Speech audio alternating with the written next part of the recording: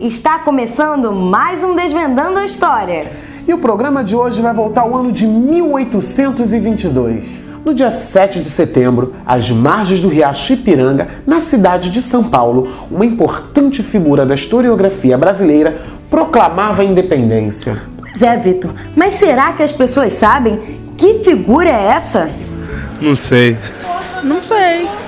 Dom Pedro II. Sei lá, eu faço biologia, não faço história não. Dom Pedro II. Dom Pedro I. Não lembro. Dom Pedro II, se não me engano. Pedro, não sei, Pedro. Algum Pedro. Pedro Álvares de Cabral. Dom Pedro I. Dom Pedro I. Pedro Álvares de Cabral. Independente do Brasil, foi Dom Pedro I.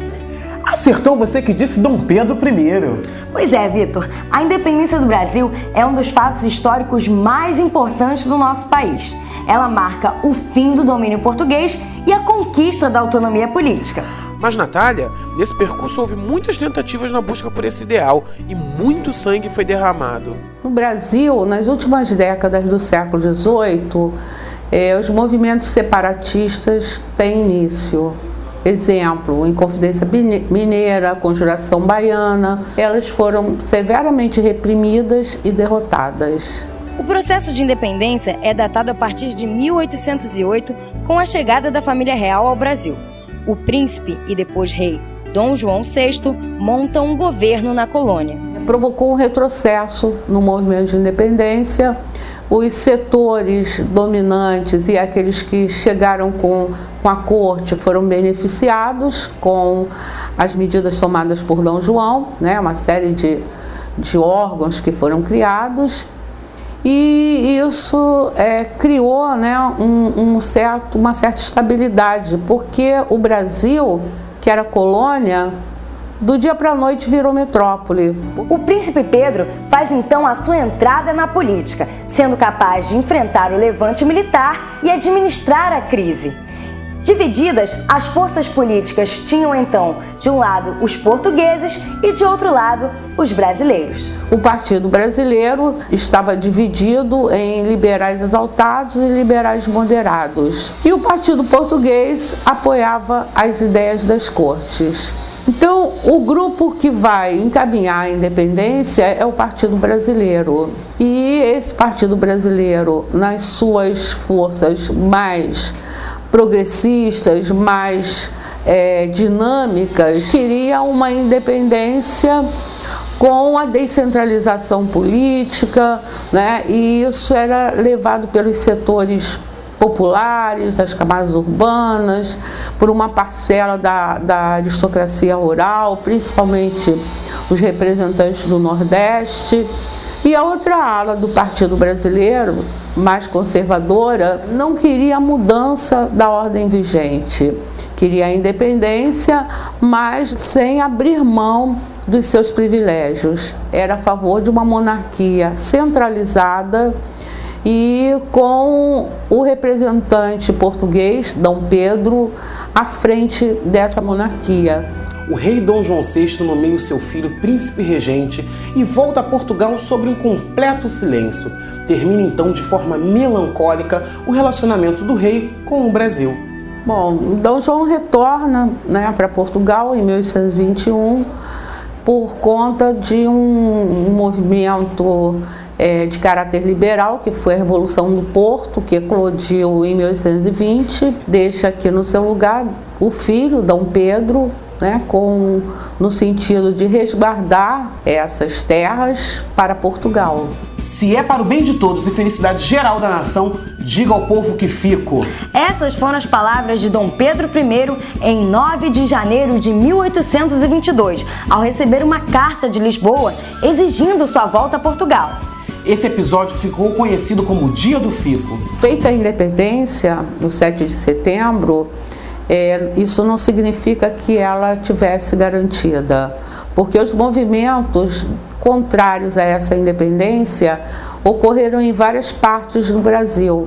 Esses levantes foram sufocados diante da ação imediata que o governo tomou, Dom Pedro, apoiado pelos grandes proprietários de terra do Sudeste, com a contratação de mercenários estrangeiros, principalmente ingleses, que deram combate a todos esses movimentos.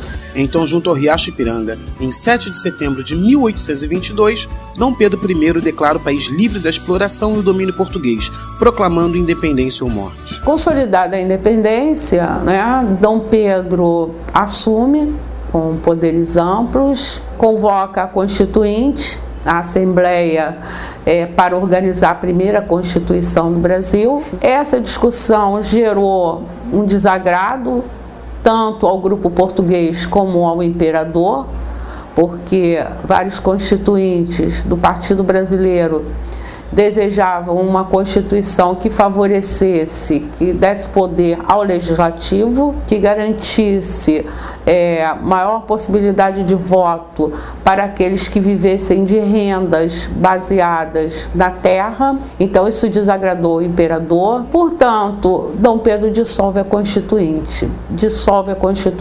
Outorga em 1824 a Constituição do Brasil, que estabelece 4 poderes, e um desses poderes era o moderador, que garantia ao imperador mexer em toda a máquina política. A Assembleia Geral ficava fechada até 1826, quando Dom Pedro I convoca novamente a Assembleia. No dia 25 de março de 1824, o imperador torna irrevogável o ato de independência, consolidando o seu poder e autonomia.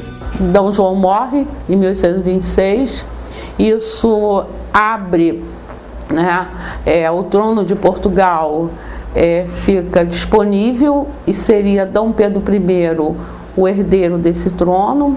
A princípio ele abre mão para a filha, mas esse trono é disputado pelo irmão dele, Dom Miguel. Diante de um quadro de hostilidades no Brasil, com o crescimento da oposição, a culminância vai ser a abdicação em 1831, quando Dom Pedro volta para Portugal para lutar pelo trono que era disputado pelo seu irmão. 7 de abril, Dom Pedro I abre mão do poder diante das tropas brasileiras e do povo revoltado.